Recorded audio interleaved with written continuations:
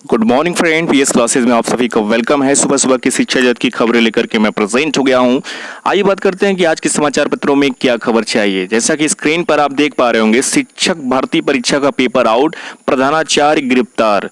दोस्तों बता दें कि प्रयागराज के doctor K. N.. Katju inter college का अध्यापक भी पकड़ा गया।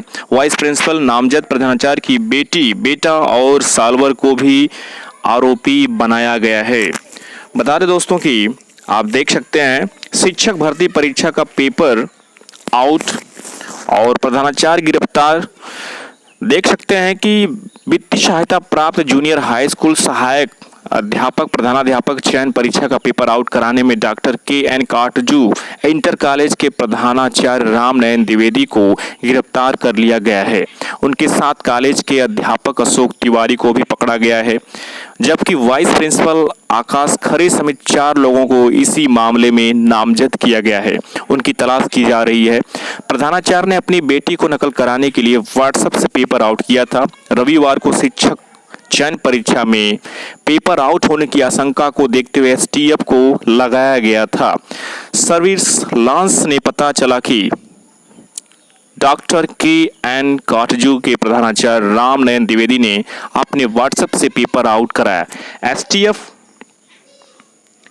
एसटीएफ और मजिस्ट्रेट ने तुरंत काटजू कॉलेज पहुंच गए। प्रधानाचार्य रामनयन द्विवेदी और साथ में मौजूद अध्यापक अशोक तिवारी के व्हाट्सएप चेक किए गए। अशोक तिवारी के व्हाट्सएप में पेपर 9:37 पर सेंड किया गया था, जबकि परीक्षा 10 बजे से होनी थी। दोनों को मौके से गिरफ्तार कर लिया गया। पूछताछ में पता चला कि प्रधानाचार्य रामनयन द्विवेदी की बेटी आकांक्षा द्विवेदी भी यह परीक्षा दे रही है।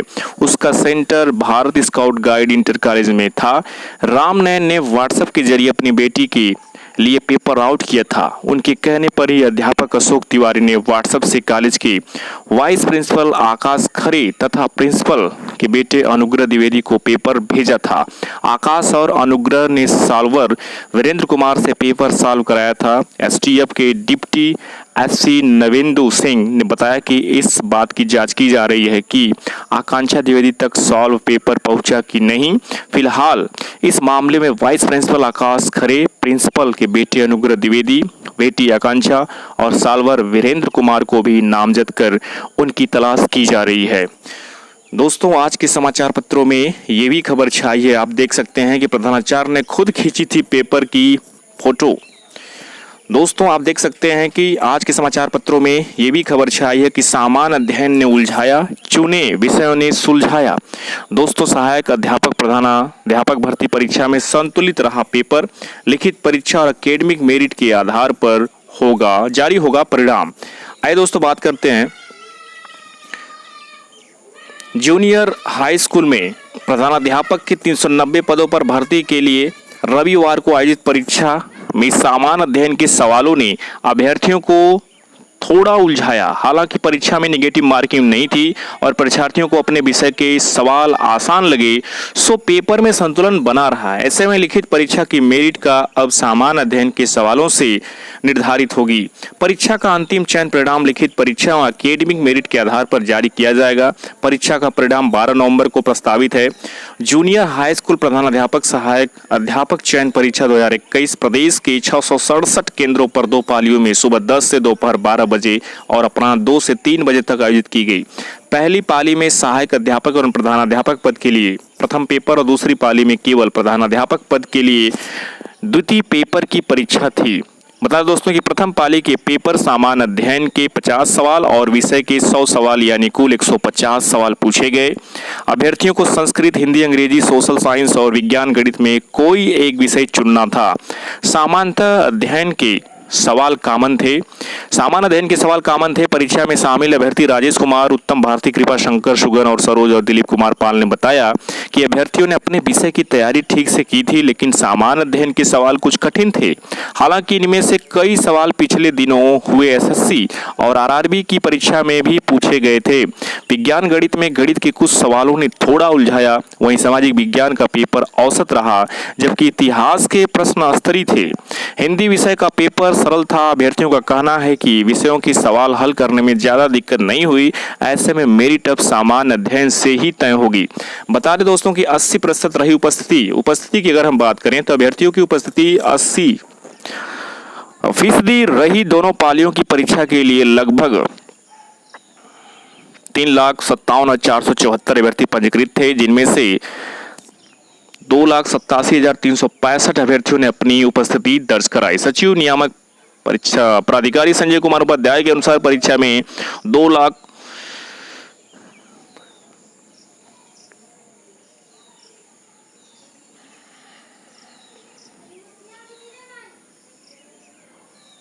27,610 का निरीक्षक और 1,486 पर्यवेक्षक, 717 सेक्टर मजिस्ट्रेट और प्रश्न पत्र पहुंचाने के लिए 229 सचल दल और 54 तृतीय श्रेणी और 2,272 चतुर्थ श्रेणी के कर्मचारी लगाए गए थे। दोस्तों आइए बात करें आज के समाचार पत्रों में यही खबर छाई हुई। देखिए कौन कौन से प्रश्न थे जिन्होंने उलझाया विद्यार्थियों को। तो आइए बात करते हैं।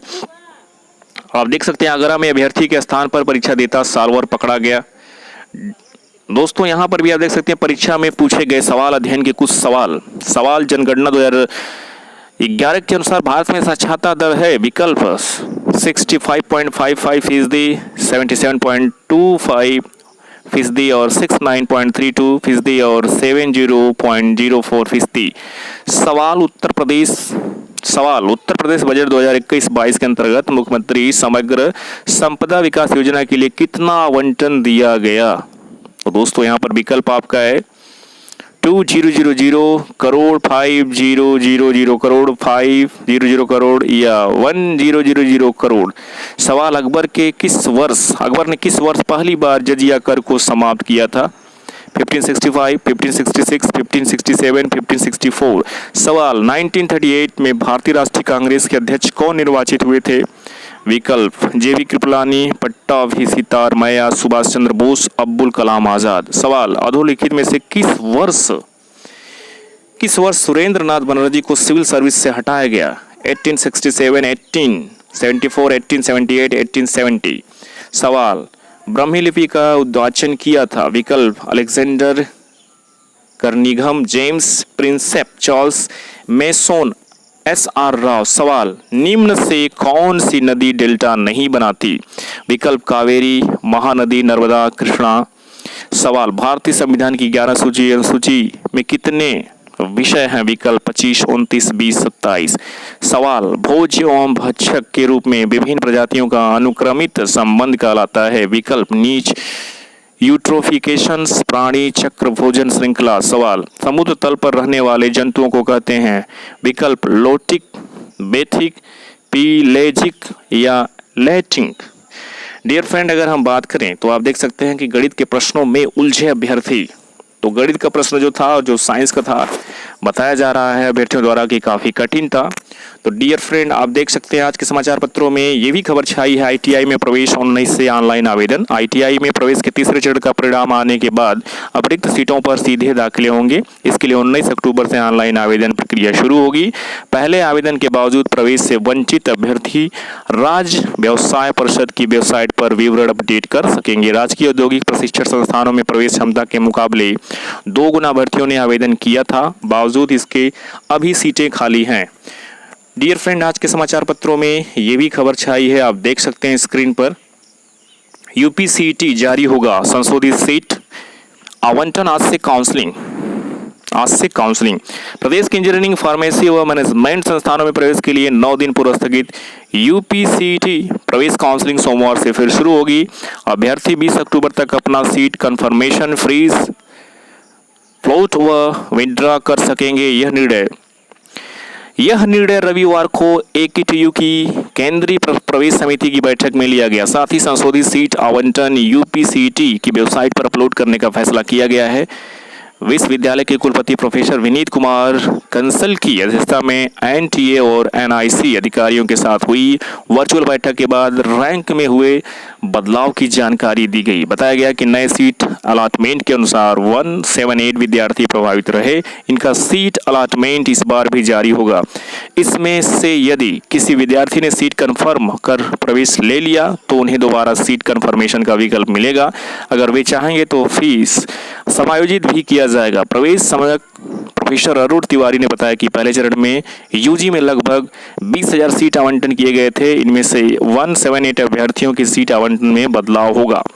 तो डियर फ्रेंड, ये रही शिक्षा जगत की आज की खबरें। अगर आप चाहते हैं कि सबसे प्रमाणित, सबसे विश्वसनीय और सबसे तेज खबरें आप तक पहुंचे तो आप हमारे चैनल को करें सब्सक्राइब। राइट साइड में बेल आइकन के बटन को प्रेस कर दें ताकि ऐसी वीडियो सबसे पहले आप तक पहुंच सके। एंड तक आपने वीडियो को देखा, thank you so much everyone.